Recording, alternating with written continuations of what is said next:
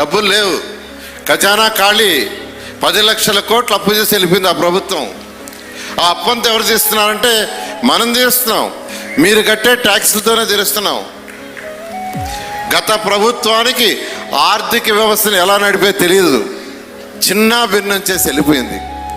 దానికి చిన్న ఎగ్జాంపుల్స్ 2 చెప్తాను. పవన్ కళ్యాణ్ గారి యొక్క శాఖలో జలజీవన్ అనేది కేంద్ర ప్రభుత్వం జలజీవన్ ప్రోగ్రాం కింద 25,000 కోట్ల రూపాయలు శాంక్షన్ చేసింది.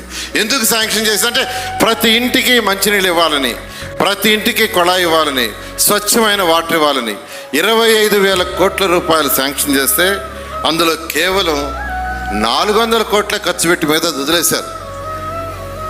ఎందుకు వదిలేశారంటే 50% కేంద్రం ఇస్తుంది, 50% రాష్ట్రం ఇస్తుంది.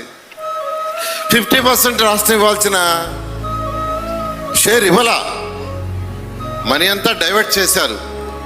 అదే 25,000 కోట్లతో గత ప్రభుత్వం పూర్తి చేస్తుంటే ఈ రాష్ట్రంలో ప్రతి ఒక్క ఇంటికి ట్యాప్ కనెక్షన్ ఇచ్చిండేది. ఇది ఒక ఉదాహరణ. మళ్ళా ఈ ప్రభుత్వం వచ్చిన తర్వాత పవన్ కళ్యాణ్ గారికి కేంద్రాన్ని సంప్రదించి ఈరోజు మొత్తాన్ని రివైజ్ చేసి ఎంతో వేగవంతంగా ప్రాజెక్టు ముందుకు తీసుకుపోతున్నారు. వారికి ప్రత్యేకంగా రాష్ట్ర ప్రజల తరఫున ధన్యవాదాలు తెలియజేస్తున్నాను.